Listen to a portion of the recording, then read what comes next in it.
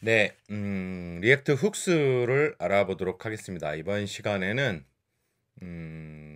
그 패칭 데이터를 서버로 보내 요청을 하는 부분, 그리고 그 부분을 또 이제 커스텀하게 커스텀 훅을 만들 수가 있거든요. 커스텀 훅을 만드는 방법을 한번 같이 알아보도록 하겠습니다.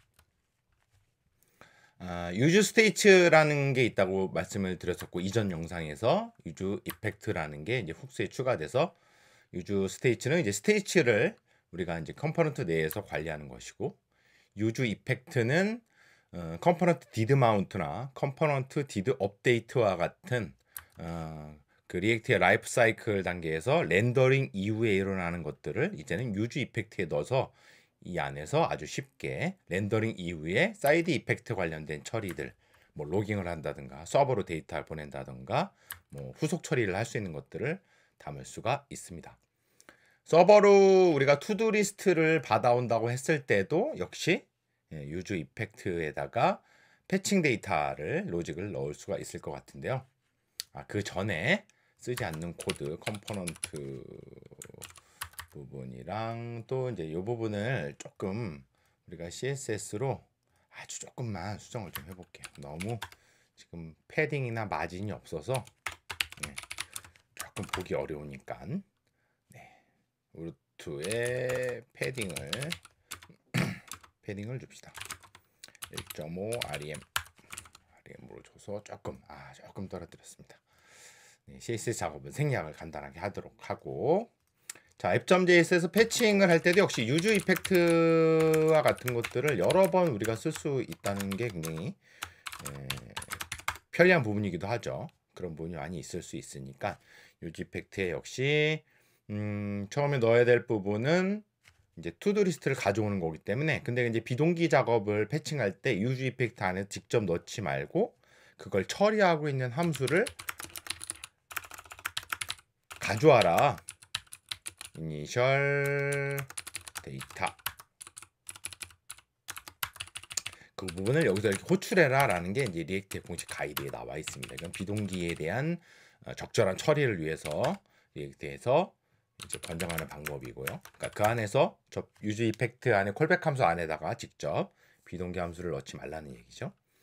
자, 또 메소드니까 혹시 우리가 그래서 패치 요청을 할 건데 어디다 요청을 하느냐? 제가 임의로 로컬에다가 로컬 호스트에 그 간단한 API 서버를 만들었어요. 그래서 to도로 URL을 날리면 그 부분을 response는 await 하고 그 부분을 받아오게 돼 있습니다. initial data initial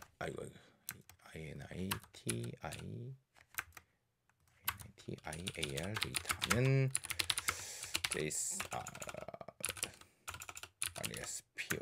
JSON에서 그 데이터를 이제 받아오도록 되어 있기 때문에 일단 그 데이터가 잘 받아오는지, 유즈 이펙트 할 때 그 URL로 데이터가 잘 받아오는지 한번 확인해 보도록 하겠습니다. 어웨이트를 썼는데 어싱크를 안 했네요. 어싱크 부분을 처리를 하도록 하겠습니다. 그래서 콘솔 창에 이 부분이 잘 나온 것 같아요. 그래서 공부하기, 스터디 준비 뭐 이런 내용들이 기본적으로 나와 있는 걸 확인을 했습니다. 자, 비동기 작업을 이렇게 했고요. 이제 이 부분을 렌더링 해줘야 되니까 우리가 타이틀, 아이디, 스테이터스 이런 것들이 있는데 그 부분은 이제 프롭스 이제 그 업데이트를 해줘야 되겠죠. 그래서 패칭 데이터를 할 때 당연히 업데이트는 set to do에다가 내용을 추가해주면 되는 거겠죠. set to do에다가 이제 add to do에서 추가를 했듯이 기본 데이터의 초계 값을 여기서 설정을 이제 할 수가 있게 됩니다. 그러면은 이니셜 데이터 부분의 로깅했던 부분을 지우고 우리가 상태를 업데이트할 때는 set to do에 이제 내용을 넣어줘야 되는 것이죠. set to do에 넣어줄 내용은 initial stage 값을 그대로 넣어주면 될 것 같고, 여기에 이제 기존에 있던 값은 초기 값은 이제 생략을 해서 넣어주면 될 것 같습니다. 그래서 초기에 지금 list.jxx에서 이제 그 투두 리스트가 객체 형태이기 때문에 우리가 이 부분을 빼줘야 될 것 같네요.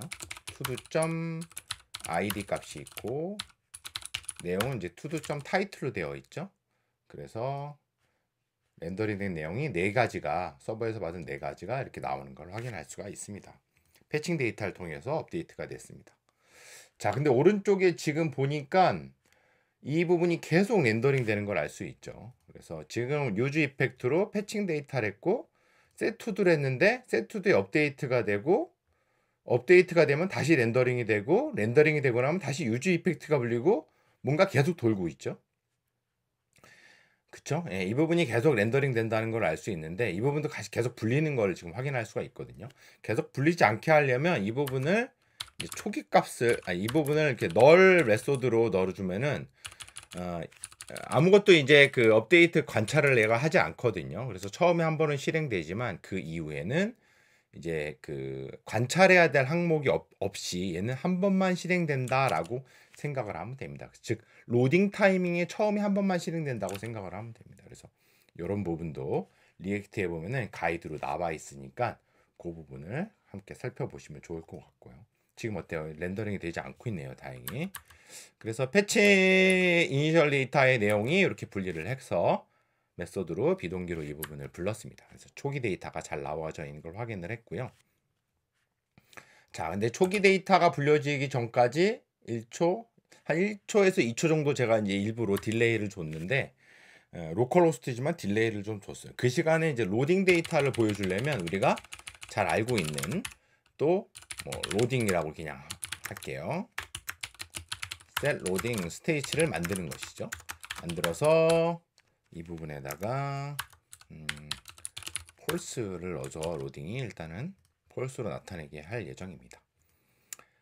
로딩에 대한 내용은 첫 번째는 이제 폴스니까 근데 이제 로딩이 시작됐다. 그 패칭 데이터가 가져오기 시작했다 할 때는 우리가 set 로딩을 이제 true로 줄 수 있고 그 다음에 set 로딩이 끝나는 시점에는 다시 한번 false로 바꿔주는 작업을 할 거고 이 set 로딩 데이터, 로딩 데이터를 통해서 이제 다시 한번 이 부분이 렌더링 되도록 우리가 리스트 부분에다가 뭐 이 부분을 줘도 될 것 같아요. 그래서 로딩은 로딩이다. 그래서 이 부분에 위임을 하겠습니다. 그래서 로딩 데이터를 이 부분에서 받도록 한번 해서 여기서 처리를 해보죠. 로딩을 이렇게 처리를 하고 만약에 투두 리스트는 div 로딩 이렇게 해서 처리를 한 다음에 근데 이제 만약에 if 로딩이 아니면 이제 투두 리스트를 새로운 내용으로 업데이트를 하도록 하는 걸로 바꾸도록 하겠습니다. 그럼 현재는 그러네요. 되는 것 같죠? 네, 벌써 새로 고침을 해볼까요? 로딩이 나오고 그 다음에 공부하기가 나오는 걸 알 수 있어요. 네트워크 탭을 열고 로딩 그 다음에 데이터 가져온 다음에 이제 화면을 렌더링한 다음에 로딩이 없어지는 효과죠. 우리가 뭐 로딩을 작업해 본 분들은 알겠지만 그와 똑같은 방법인데 이거 역시 스테이지를 두고서는 이렇게 set 로딩과 set 로딩을 줘가지고 관리를 할 수가 이렇게 있다는 걸 알 수가 있습니다.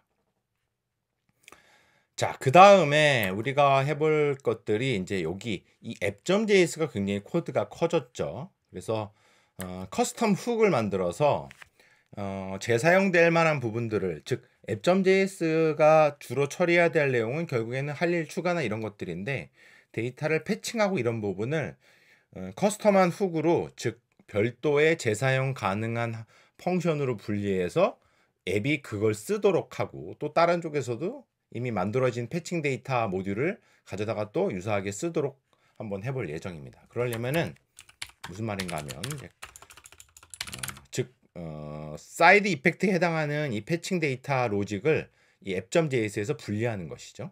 우리가 여기서 이제 use patch라고 하겠습니다. use patch에서 이 부분을 한번 스테이지도 분리하고요.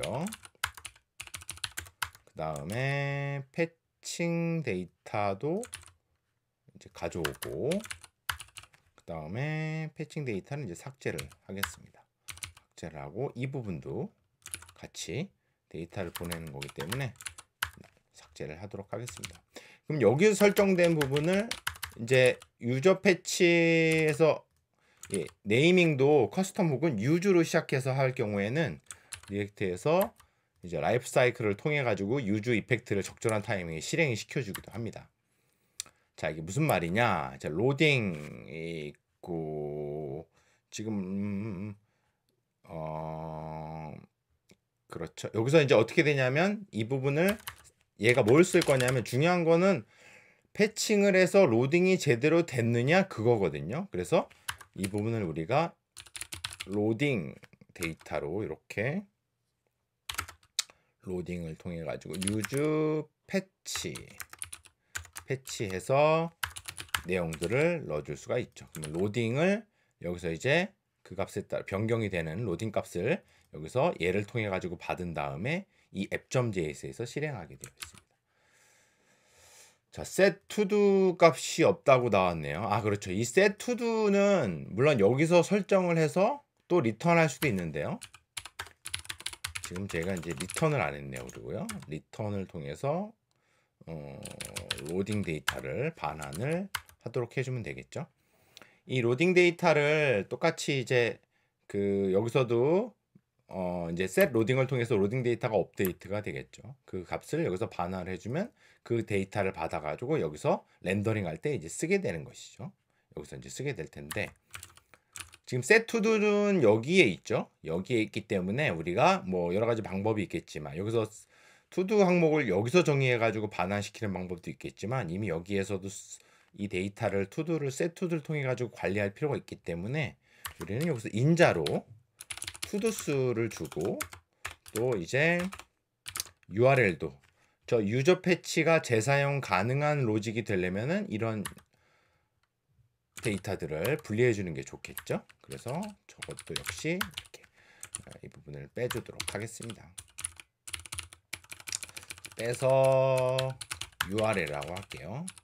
그다음에 이 부분은 set to도스를 받아야 되겠죠. URL set to도스를 넘겨줬습니다. 그래서 set to도스를 메소드죠. 메소드 여기서는 이제 set to도스라고 하지 말고 그냥 펑션이라고 하겠습니다. 콜백이라고 합시다. 콜백이라고 해서 이 부분을 setToDo에 실행을 하도록 하겠습니다. 자, 이렇게까지 하다 보니까 이 app.js 입장에서 보면은 데이터 패칭을 했던 로직을 완전히 분리를 한 것이죠. 그래서 use 패치를 통해 가지고 데이터를 우리가 이제 보내고 여기서는 로딩이 되는 시점에 로딩에 대한 내용이 오면은 그걸 받아가지고 렌더링이 되는 것이고, 그쵸? 유즈 이펙트도 app.js에서 이거 유즈 이펙트와 이 유즈 이펙트가 통합돼서 이제 렌더링이 되는 거를 또 알 수가 있습니다. 예를 들어서 일단 1을 주고 그 다음에 새로운 내용이 렌더링 됐어요 라는 내용을 주잖아요. 그러면은 우리가 먼저 1이 나오고 새로운 내용이 렌더링 됐어요 라는 것들이 알 수 있죠. 여기서 노래 부르기를 추가를 했을 때도 역시 보면은 지금 list.js가 오류가 있네요. list.js를 수정을 하고 진행을 해야 될 것 같아요.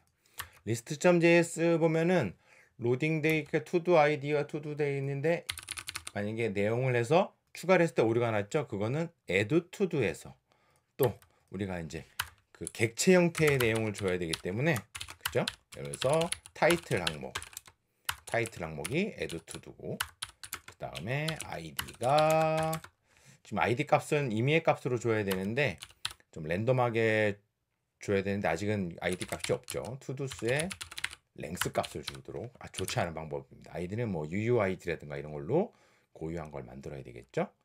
그 다음에 스테이터스가 또 있어요. 스테이터스도 이렇게 to도라고 넣고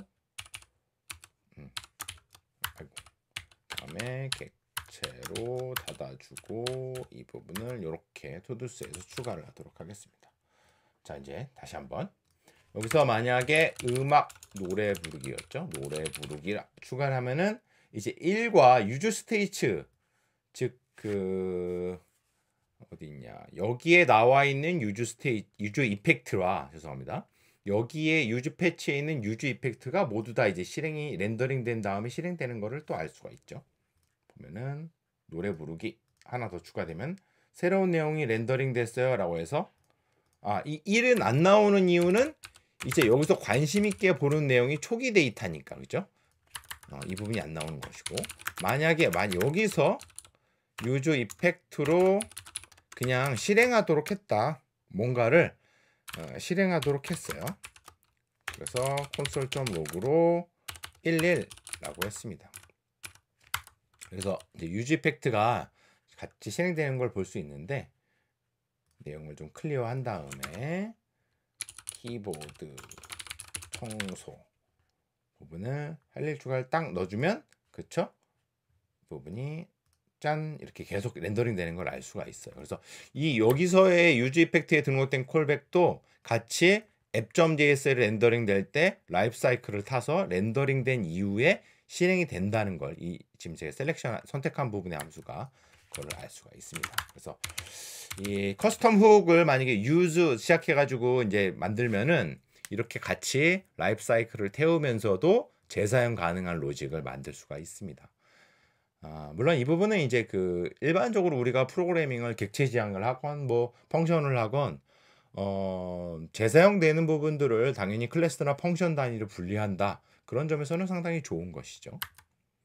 마지막으로 유즈 이펙트를 완전히 분리를 해봅시다. 유즈 패치를 유즈 패치.js라고 치고, 제가 유즈 패치를 분리를 해서 이 부분에 놓고 익스포트 디폴트 유즈 패치를 그냥 만들겠습니다. 그래서 여기서는 임포트 유즈 패치죠. 헷갈리네요. 유즈 패치 from 유즈 패치.js라고 하겠습니다. 그래서 저장을 해놓고 쓰면은 이 부분이 지금 없죠. 그래서 여기다가 똑같이 리액트에 유즈 스테이지, 유즈 이펙트 이 부분이 있으니까 렌더링 되고 그 부분을 할 수가 있죠. 여기 리액트를 쓰지 않고 있다고 하니까 이걸 삭제를 하겠습니다. 자, 그래서 내용을 한번 해볼까요? 짠, 추가가 됐고, 짠, 추가가 되는 걸 알 수가 있죠. 그래서 새로운 내용들이 계속 추가가 됐습니다. 자, 데이터 패칭 부분을 만들 수 있다는 것을 확인했고, 대부분의 그런 작업이 렌더링 된 이후에 실행된 거기 때문에 컴포넌트 디드 마운트 했던 거를 이제는 이 부분이 아니고 컴포넌트 디드 마운트에서 했던 부분을 우리가 유즈 이펙트에서 했었고, 그렇게 비동기 로직으로 데이터를 가져온 부분이 많았는데 그 부분을 app.js라는 비즈니스 로직에서 분리를 해서 별도의 커스텀 훅을 만들 수 있다는 것이죠. 그래서 유저 패치를 이렇게 만들고, 여기에서도 똑같이 유즈 이펙트나 유즈 스테이트를 통해서 app.js에서 같은 라이프 사이클을 태울 수가 있다는 걸 확인을 했습니다. 리액트에 보면은 API에 이제 building your own hooks라고 되어 있습니다. 그래서 여기 나와 있는 내용 보면은 약간 뭐 다른 내용이긴 하지만 이렇게 훅스를 만들 수 있는 커스텀 훅스를 만드는 방법들이 공개되어 있고, 더불어서 뭐 패칭이나 아니면은 뭐 커스텀 훅스를 어떻게 만드느냐, 그런 것들을 블로그를 찾아보시면 좋은 내용과 영상들이 또 비슷하게 많이 있습니다. 그런 걸 통해서 여러분들도 훅스를 조금 더 막강하게, 그리고 라이프 사이클에 올바르게 또 재사용 가능하게 펑션 단위로 사용을 하면 좋을 것 같습니다. 자, 우리가 알아본 내용은 여기서 오늘은 마치겠습니다. 고맙습니다.